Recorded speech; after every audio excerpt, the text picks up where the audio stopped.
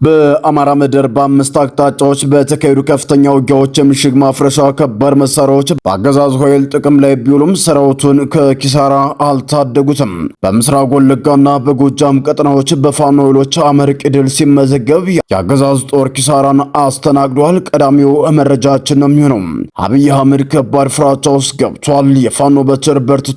የምስራቅ አፍሪካ ተገዳዳሪ ኃይል ከተባለ ፋኖ ነው ሲል አርበኛው ተናግሯል። አርበኛው በአገዛዙ ላይ የደረሰውን አሁናዊ የሰራዊት መሸርሸር አብራርቷል። ሙሉ መረጃውን ይዘናል፣ ታደምጡታላችሁ። በቅርቡ በጀነራል መሐመድ ተሰማ እየተመራ የጎጃምን ምድር የረገጠው የብልጽግናው ጦር እጅግ ከባድ ኪሳራን አስተናግዶ ወደ ኋላ መመለሱ የሚታወስ ሲሆን በዚህም ውጊያ ከዋና ጀነራል እስከ ተራ ወታደር ድረስ ሞትና ቁስለኛ ሲደረጉ በርካታ መሳሪያ በፋኖ ቁጥጥር ስር መግባቱ ይታወቃል። ይህንን ተከትሎም ከባድ ኪሳራን ያስተናገደው የአገዛዙ ጦር ውጊያውን በበላይነት የመራውን ሻለቃ ዝናቡ ልንገረውን ለማፈን በሚል በርካታ ኮማንዶ ቢልክም ሳይሳካለስ ቀርቷል። ሻለቃ ዝናቡ ልንገረውን መያዝ ያልቻለው የአገዛዙ ጦር በጀነራል መሐመድ ተሰማ አጋዥነት ትእዛዝ ትናንት ሐምሌ 23 ቀን 2018 ዓ.ም በምዕራብ ጎጃም ዞን በፈረስ ቤት ከተማ ቀበሌ 02 የሚገኘውን የሻለቃ ዝናቡ ልንገረውን ቤተሰብ መኖሪያ ቤት በሰዓት ሙሉ በሙሉ ማቃጠሉም ተሰምቷል። በቆይታችን በስፋት የምንመለከተው ሌላኛው መረጃችን ነው የሚሆነው። እስከ ፍጻሜው ድረስ አብራችሁን ቆዩ። እነኝና መሰል መረጃዎችን በዝርዝር ወደ እናንተም የምናደርሳችሁ ነው የሚሆነው። በቅድሚያ ግን ለቻናላችን አዲስ ከሆናችሁ ላይክ፣ ሼር እንዲሁም ሰብስክራይብ በማድረግ ቤተሰብ ይሁኑ እያልን ቀጥታ ወዳገኘናቸው መረጃዎች አመራን። ወደ ቀዳሚው መረጃችን ስናምራ በምዕራብ ጎጃም ዞን ፈረስ ቤት ከተማ 02 ቀበሌ የሚገኘው የሻለቃ ዝናቡ ልንገረው ቤተሰብ መኖሪያ ቤት በእሳት መቃጠሉ ተገልጿል። ሐምሌ 23 ቀን 2018 ዓ.ም በምዕራብ ጎጃም ዞን በፈረስ ቤት ከተማ ቀበሌ 02 የሚገኘው የሻለቃ ዝናቡ ልንገረው ቤተሰብ መኖሪያ ቤት በእሳት ሙሉ በሙሉ መቃጠሉን የአማራ ፋኖ ብሔራዊ ንቅናቄ ምንጮችና የዓይን እማኞች ገልጸዋል። በወጡ ዘገባዎች መሰረት ቤቱ ሙሉ በሙሉ በእሳት እንዲቃጠል የተፈጸመው በምስራቅ 302ኛ ኮር አዛዥ ብርጋዴር ጀነራል መላኩ ገላንም እንዲሁም በምዕራብ ጎጃም ዞን አስተዳዳሪ በአቶ እድሜ በተሰጠ ትእዛዝ ሲሆን ሌሊቱን በወረዳው አመራሮች አማካኝነት እንዲፈጸም መደረጉ ተመላክቷል። ሻለቃ ዝናቡ ልንገረው በአማራ ፋኖ ብሔራዊ ንቅናቄ መዋቅር ከፍተኛ አመራር እንደሆነ የሚገለጽ ሲሆን በደጋዳሞትና በአካባቢው በተደረጉ ውጊያዎች በርካታ የመንግስት የጦር አባላትን ከመደምሰሱም በላይ ድሽቃንና ዙ 23ን ጨምሮ የተለያዩ ከባድና ቀላል መሳሪያዎችን እንዲሁም ኮሎኔሎችን በመማረክ በመንግስት ኃይል ላይ ከፍተኛ ኪሳራን ያደረሰ ወጣት ተዋጊ እንደሆነም ይታወቃል።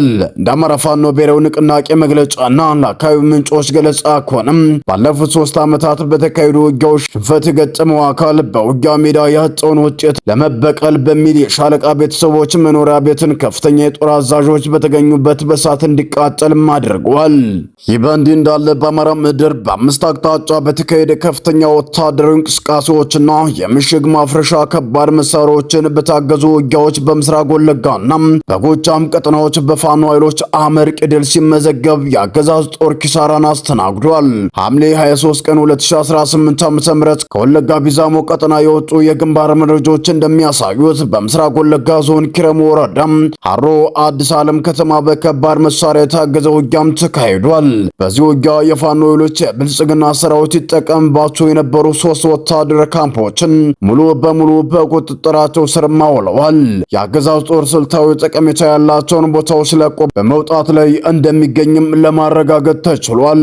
ከሰሞኑ በቀጠናው በሚንቀሳቀሱ በርካታ የክልሉ ሌሎች አመራሮች ላይ እርምጃ መውሰዱም አይዘነጋም። በሌላ በኩል በምስራቅ አፍሪካ የውሃ ማማ ተብሎ በሚጠራው የጮቄ ተራራማ ክፍለ ጦር ዋበር ከተማና አካባቢው ላይ ከፍተኛ ውጊያም ተደርጓል።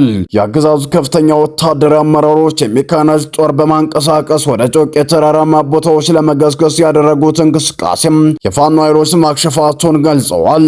ከአረፋ ወንዝ እስከ አድባር አልማና ፈረስ ቤት መገንጠያ ድረስ የነበሩ ተፋሰሶችና ቀጠናዎች ከፍተኛ ውጊያም አስተናግደዋል። የአፋብኃኝ ቴዎድሮስ 64ኛና 54ኛ ክፍለ ጦሮች ባደረጉት ቅንጅታዊ ጥቃት የብልጽግና ጦር ሲጠቀምበት የነበረው ዙ 23 የቡድን መሳሪያ በሾተር አልሞ ተኳሾች ከአገልግሎት ውጭ እንዲሆንም ተደርጓል። ወንዝ ወንዝ ያልበገረው 64ኛና 52ኛ ክፍለ ጦር በደቡብ ወሎ መካነ ሰላም በአባይ ተፋሰስ እንዲሁም በጎጃም ጃዊ ኩታበር የቦቅላ ደብረ ወርቅ ደጀን እንዲሁም ባምበር ያደረጓቸው ተጋድሎች አጠናክረው መቀጠላቸውን አስታውቋል። በተያያዘ ዜናም በ206ኛ ኮር 24ኛ ክፍለ ጦር ስር የሚገኘው ደባይ ጮቄ ሻለቃም ባለፉት 3 ዓመታት ካስመዘገባቸው ድሎች በማስመልከት ሐምሌ 23 ቀን የድል በዓሉን በደማቅ ሁኔታ አክብሯል። ሻለቃው በደብረ ማርቆስ፣ ቆይ፣ ሎማሜ፣ ደብረ ወርቅ፣ ቢቸና፣ ወይን ውሃ፣ ጸዴ፣ መካነ ሰላም እንዲሁም የቦቅላ ቀጠናዎች በተደረጉ ውጊያዎች መሳተፉም ተገልጿል። የቴዎድሮስ ሕዝብ ባደረገው የመልሶ ማደራጀት ሂደት አዲስ አመራር ማዋቀሩን የሻለቃ አመራሮችና አባላቱን የደገፉ ሲሆን ወታደር ሕግና ስርዓትን በማስቀደም ለማንኛውም ቀጣይ ጉዳዮች ዝግጁ መሆናቸውን አረጋግጧል። ይህ በእንዲህ እንዳለ ወደ ሸዋ ቀጠና ስናመራ በኤፍራታና ግድም ቀጠና የተሰማራው የጠላት ኃይል ክፉኛ እየተመታ ይገኛል ተብሏል። በሸዋ ጠቅላይ ግዛት ኤፍራታና ግድም በትናንትናው ዕለት በላይኛው አለላ ቀበሌ ልዩ ቦታው ከሰያት በተባለ ስትራቴጂካዊ ምድር ለዘረፋና ለወረራ የተሰማራው የገዢው አገዛዝ ኃይል በጀግኖቹ የትጥቅ ትግል አበጋዞች ቃጠሎ ምትም እያስተናገደ ይገኛል። በቀጠናው የወረራ ዓላማ አንግቦ የተንቀሳቀሰው የጠላትን ኃይል የመከቱት የአፋብን ሸዋ ጠቅላይ ግዛት አሳምነው 7 ክፍለ ጦር በላቀ ወታደራዊ ሳይንስና ቅንጅት ሁለት አይበገሬ ሻለቆች በጋራ ደቁሰውታል። በዚህም የ103ኛ ኮማንዶ ክፍለ ጦርን ባጠቀው ሰዓትና ቦታ ሙሉ በሙሉ በቁጥጥር ስር በመዋል የመጣበትን ወታደራዊ ሰውና ቁሳዊ ኃይል እያንበረከኩትም ይገኛሉ ተብሏል። ስበር ሻለቃና ነውሰናይ ሻለቃ በተለያዩ አቅጣጫዎች ተሰልፈው ያሰበውን የወረራና ዘረፋ ዓላማውን ከንቱ በማድረግ በየአቅጣጫው የተበታተነውን የጠላት ኃይል እያደኑ መብረቃዊ ምት እየሰጡትም ይገኛሉ።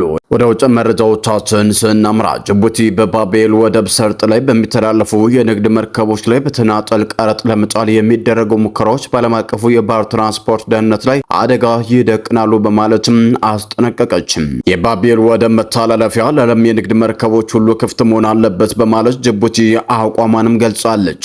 አንድ የቀጠናው ኃይል ብቻውን በመርከቦች ላይ የማለፊያ ቀረጥ ከጣለ የጎረቤት ሀገራትን ሉዓላዊነት የሚጋፋ ተቀባይነት የሌለውና የዓለም የንግድና የኤነርጂ ዝውውርን የሚጎዳ ድርጊት ይሆናል ስትል ጅቡቲም አስጠንቅቃለች። የባህር ትራንስፖርት ደህንነትና ሉዓላዊ መብቷን ለማስከበር በተናጠልም ይሁን ከዓለም አቀፍ አጋሮች ጋር በመተባበር ዲፕሎማሲያዊ፣ ሕጋዊና የጸጥታ አማራጭን እንደምትከተል ያስታወቀችው ጅቡቲ የዓለም አቀፉ ማህበረሰብ የባቤል ወደብን ክፍት ሆኖ መቀጠሉን እንዲያረጋግጥም ጠይቃለች።